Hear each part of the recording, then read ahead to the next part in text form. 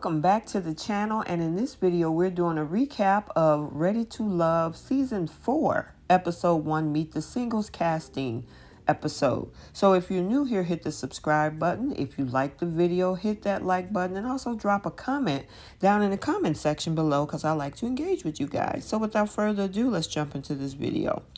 So we have our favorite nephew, Tommy, the host of Ready to Love, introducing now season 4.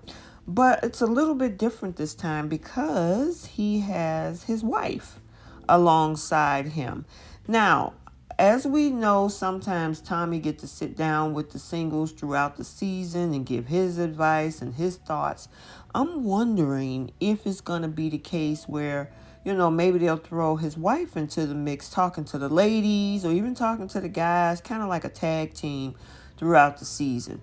Let me know what you think of that idea. I'm wondering if that's something that they're going to do.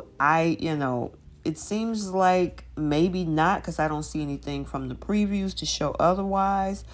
But, it would be a good idea if, as much as he talks to, the singles, why not have his wife chime in since she seemed to did so well on the show. So let me know what you think. So let's talk about the guys.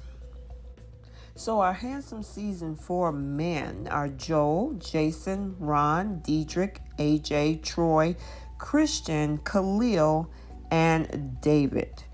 And I don't know about you guys, but it seems like from the previous 3 seasons, when it comes to the guys, the show pushes them to be on the older side with a tad, a little bit less diversity than the women.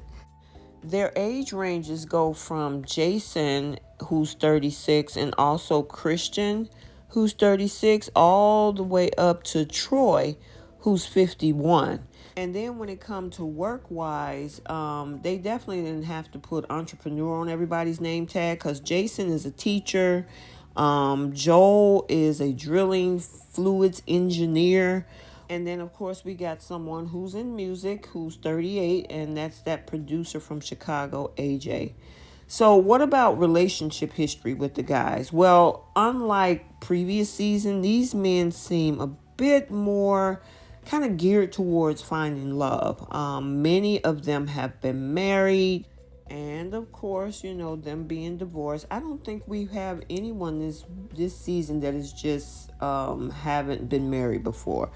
And that usually comes with the territory when you have an older group of singles, is that usually they either been in a long-term relationship, at least for the guys, versus, them just being single most of their adult life.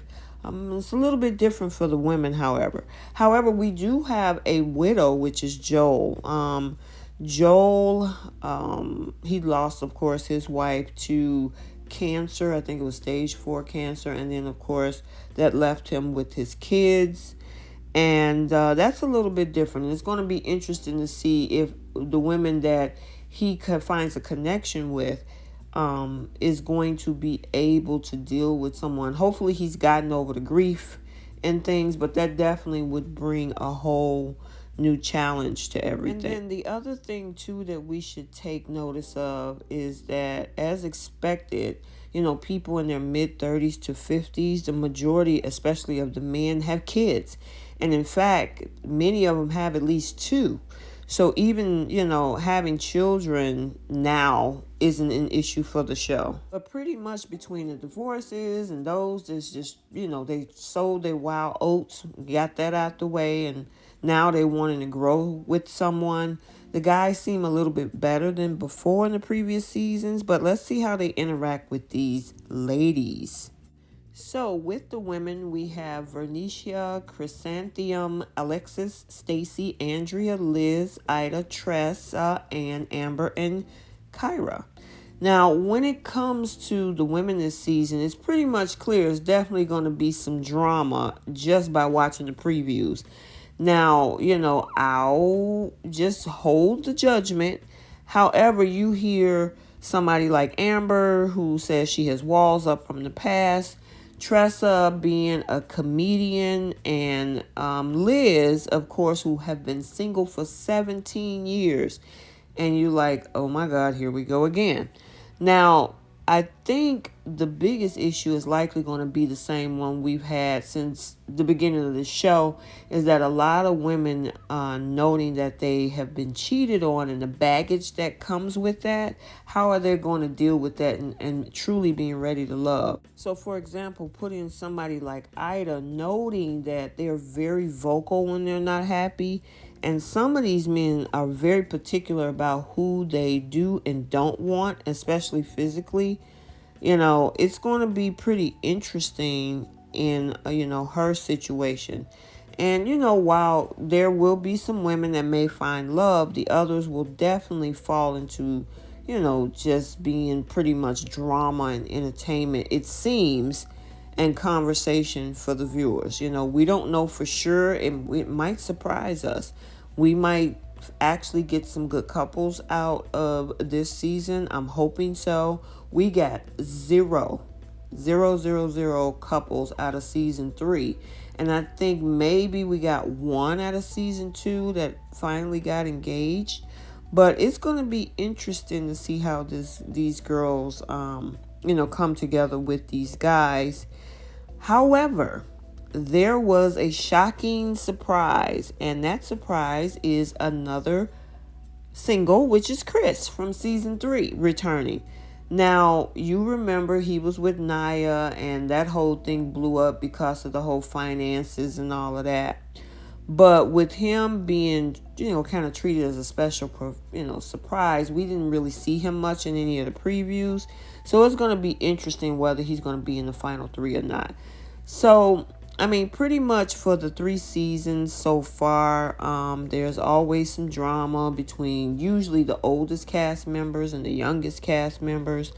Only ones that seem to do kind of well are the ones that's in between, and this probably is going to be no different with this season. Troy already look like he's putting himself in the villain seat because of mentioning the fact that he doesn't like full-figured women and tripping all over himself to say that.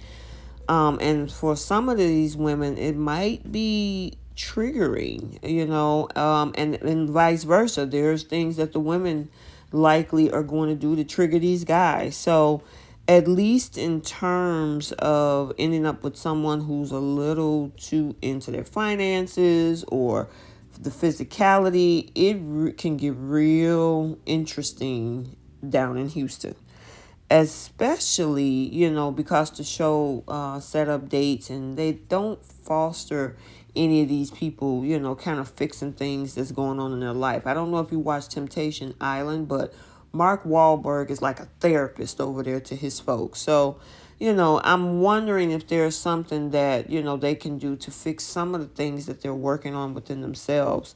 But mind you, a lot of these folks are tired of being single. They're not wanting to be desperate, but they want to try something a little bit different, whether they're checking off a box or, got this certain fantasy or whatever it is. But no matter how you look at it, we're looking at something that there are going to be definitely some folks that's going to bump some heads with each other, but they're definitely going in with their hearts available. The other thing is that this season they're leaving the resort. So even though, COVID is still real, I'm glad to actually see them go off the resort and having some fun dates. It kind of separate, everybody's not on top of each other, and it kind of, gives some private time for folks to really build on their connection away from the rest of the singles, and, not kind of some of the things we saw in season 3, where, pretty much being in the bubble on that resort, everybody was on top of each other. The dates were right there amongst everybody else. So, it's looking like there might be some connections. Let me know what you guys think. I am excited for season 4. Looking forward to seeing if Chris is going to connect with someone. Are we going to get some actual good, solid couples out of this season? And, just like with Ida, we saw her invading an ongoing date. And then with Chris, while he said his friendship is nice to have, he's focused on finding a real partner. So I hope you enjoyed this video. Like, comment, and subscribe. Drop your comments down below. And until the next video, we'll see you soon.